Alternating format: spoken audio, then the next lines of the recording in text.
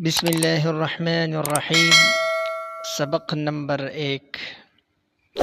الحمد للہ رب العالمین والعاقبۃ للمتقین والصلاة والسلام علی خیر خلقہ محمد وآلہ واصحابہ اجمعین۔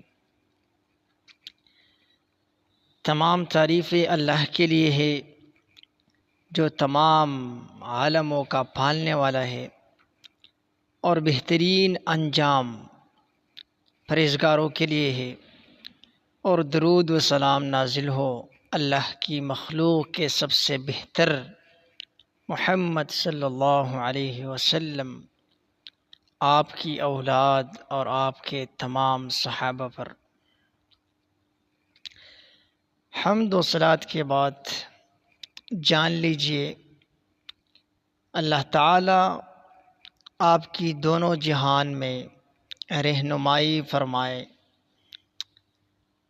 کہ یہ ایک مختصر رسالہ ہے جو لکھا گیا ہے علم النحو میں، جو مبتدی طالب علم کو عربی زبان کے مفردات یاد کرنے، اشتقاق کو پہچان لینے اور علم الصرف کے اہم مسائل کو ضبط کر لینے کے بعد آسانی سے عربی ترکیب کے طریقے کی راہ دکھاتا ہے، اور جلدی ہی معرب و مبنی کو پہچاننے اور صحیح عبارت پڑھنے کا ملکہ دیتا ہے، اللہ تعالیٰ کی توفیق اور اس کی مدد سے۔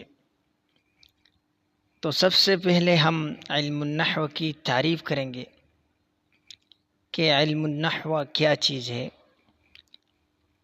تو علم النحو وہ علم ہے جس سے اسم، فعل اور حرف کو جوڑ کر جملہ بنانے کا طریقہ اور معرب و مبنی ہونے کے اعتبار سے ہر کلمے کے آخری حرف کی حالات معلوم ہو۔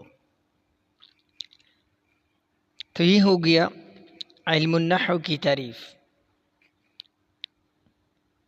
تعریف میں ہم نے کیا بولا کہ علم النحو سے اسم، فعل اور حرف اس کو جڑا کر جب اس سے ہم جملہ بناتے ہیں، اس کا طریقہ اور جو معرب و مبنی ہونے کے اعتبار سے ہر کلمے کے جو آخری حرف کے حالات ہے وہ معلوم ہو جائے۔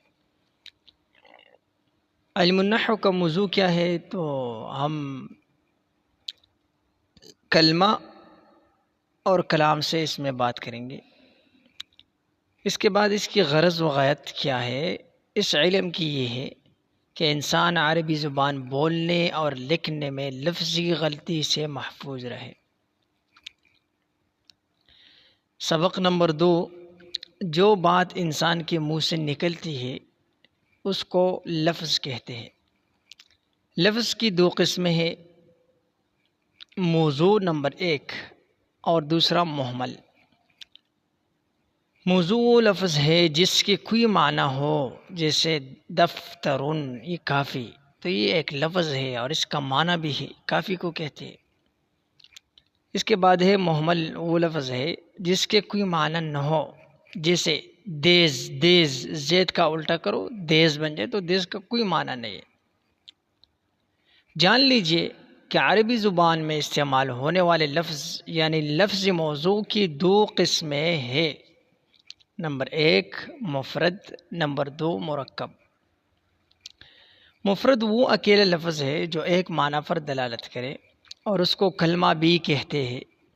پھر کلمہ کی 3 قسمیں ہیں، اسم، فعل اور حرف، جو ہم نے علم النحو کی تعریف میں بیان کی۔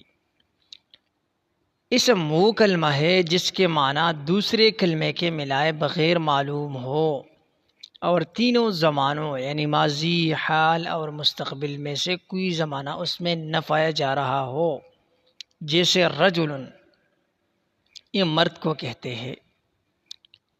تو آپ اس لفظ میں غور کر لو کہ اس لفظ کا جو معنی ہے رجل، مرد، وہ بغیر دوسرے کلمے کے ملائے بغیر ہم کو معلوم ہوا، دوسرا کلمہ اس کے ساتھ نہیں، اور تینوں زمانوں حال، ماضی، مستقبل میں سے کوئی زمانہ بھی اس میں نہیں ہے، تو یہ کیا ہو گیا؟ اسم ہو گیا۔ اس کے بعد فعل وہ کلمہ ہے جس کے معنی دوسرے کلمے کے ملائے بغیر معلوم ہو اور تینوں زمانوں میں سے کوئی زمانہ اس میں پایا جا رہا ہو، جیسے ضربہ۔ ضربہ کا معنی ہے مارا، گزرے ہوئے زمانے میں، تو یہ ماضی کے ساتھ اس کا تعلق ہے۔ اس کے بعد حرف وہ کلمہ ہے جس کے معنی دوسرے کلمے کے ملائے بغیر معلوم نہ ہو، جیسے حل مطلب کیا، استفہام ہے۔